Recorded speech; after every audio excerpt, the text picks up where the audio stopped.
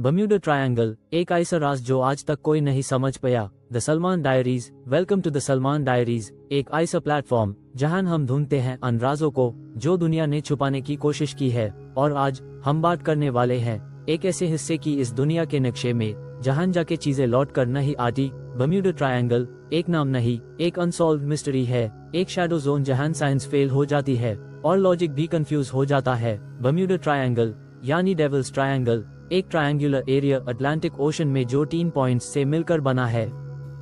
1. Miami, Florida, USA. 2. San हवान, Puerto रिको। 3. बम्यूडा island. Greater than यह triangle लगभग 5 lakh square miles का area घेरता है और इसी जोन में ऐसे हजारों शिप्स और प्लेन्स वैनिश हुए हैं जिनका आज तक कोई पता नहीं मिला। कोई सिग्नल नहीं, कोई रेकेज नहीं, सिर्फ एक गहरा खामोश समुंदर। सबसे पहला केस 1945 में रिकॉर्ड किया गया जब 5 यूएस नेवी प्लेन्स फ्लाइट 19 एक ट्रेनिंग मिशन के दौरान इस एरिया में गायब हो गए और उन्हें ढूंढने गई रेस्क्यू प्लेन भी वैनिश हो गई। ग्रेटर दैन टैब से लेके आज तक साइंटिस्ट, रिसर्चर और इंटेलिजेंस एजेंसीज इस ट्रायंगल का राज समझने की कोशिश कर रहे हैं, लेकिन सब कुछ मिस्ट्री हाई है। ग्रेटर दैन, क्या यहाँ कोई मैग्नेटिक ग्लिच होता है? क्या यहाँ टाइम फ्रीज हो जाता है? क्या एलियंस के लिए यह एक गेट है? या फिर क्या यह इंसान की समझ से परे कोई डायमेंशन है?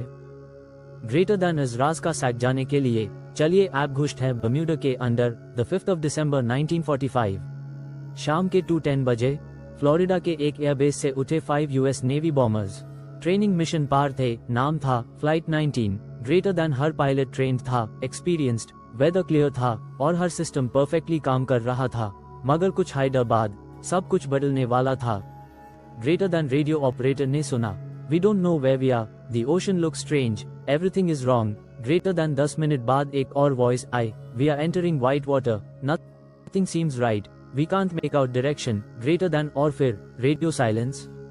5 प्लेन्स, 14 क्रू मेंबर्स पूरे के पूरे गायब हो गए, बिना किसी ट्रेस के, बिना ब्लैक बॉक्स, बिना डेब्री, बिना सिग्नल के। ग्रेटर दैन एक रेस्क्यू प्लेन टूरांट भेजा गया, 13 और लोग यूएस में थे, लेकिन वो भी वैनिश हो गया। टोटल 6 एयरक्राफ्ट और 27 लोग एक हाई दिन में हवा हो गए। ग्रेटर दैन एक्सपर्ट्स ने कहा कि हो सकता है कंपास फेलियर हुआ हो, कुछ ने कहा अनयूजुअल वेदर, लेकिन सवाल यह था रैकेज कहाँ गया?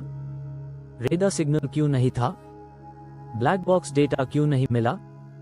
ग्रेटर दैन एक समुंदर का हिस्सा जहां से कोई लौट कर नहीं आया। और इस दिन के बाद बम्यूडा ट्रायंगल दुनिया के मैप पे एक वार्निंग बन गया। और दोस्तों, फ्लाइट 19 सिर्फ शुरुआत थी। अगला केस 1918 का है, जब एक giant American worship USS Cyclops जिसमें 309 लोग सवार थे, एक शांत दिन बिना किसी डिस्ट्रेस सिग्नल के हवा हो गई। ग्रेटर दैन अगले पार्ट में जाने जीई साइक्लॉप्स का सच, एक शिप जिसका कोई फोटो भी वापस नहीं मिला। मार्च 1918 वर्ल्ड वॉर 1 चल रहा था और अमेरिका का एक बड़ा नेवल शिप यूएसएस साइक्लॉप्स छुपा हुआ फ्यूल और रॉ मटेरियल्स लेकर निकलता है ब्राजील से।